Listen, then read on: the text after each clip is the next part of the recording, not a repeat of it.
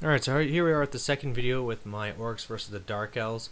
Starting off with some more bad news. Of course, those Executioners charge my Night Goblin Horde. I actually do no damage to the Executioners and then get run down, so that's bad. And then on this side, she just shoots up my Squig Herd a little bit more.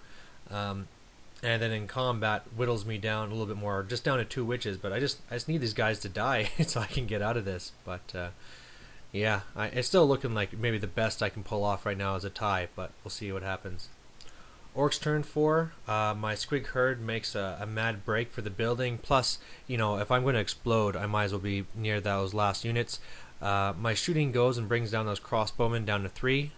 My chariots start heading back towards the center to try and help me out over here, and then finally in combat I kill the last witch, but I have now just one member left of that bunker unit to keep me the points. So wow, they really did a number on me.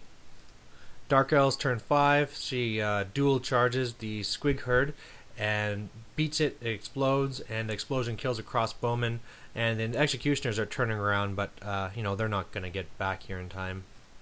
So looking at my situation now, I was pretty apprehensive. Things look pretty bad.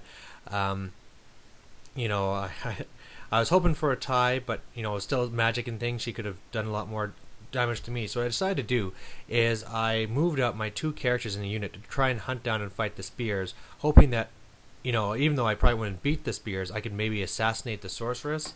So it's just kind of a gamble on my part. And then again, the chariots are coming back to help if I can. And then my my wolf riders, they squabbled, so they might get killed last turn by the Executioners. So yeah, on her turn, charges the wolf riders. I flee and get away just because I don't want to take any chances there.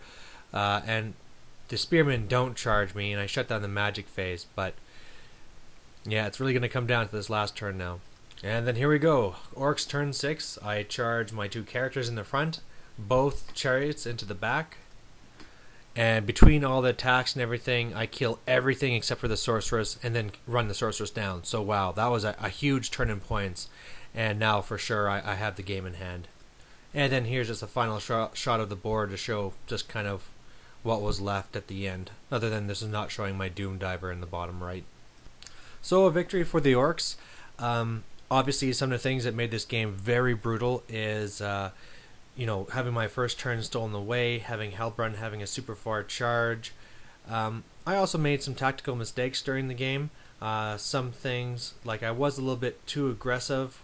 You know, there's no reason why I didn't have to be that far up. As well, I was not very careful with my placement of my general and my BSB, which led to a lot of my hordes having to test on their own leadership with no reroll, and then me losing them. So you know, I knew I wanted to move my characters back to my bunker, but I did not keep that in mind as well at the same time that I need them in range of my units. So that was careless on my part there. Also, as well, Hellebron is very deadly, and it looks like this player is going to be part of our group now. So I'm going to have to be ready to know how to fight her, and she's just a killing machine. Really the only thing you can do is try and kill all of her elves like I did, but even then I'm pretty sure that she could take a block all by herself. So yeah, just something I have to get used to. And yeah, it was a really bloody game. Great to have one that went to pretty much the last turn to finally put it into my favor. And good to see Gandork here, my brand new model, starting off strong with a win. So anyway, thanks for watching, and who knows who I'll take on next. Thanks, bye.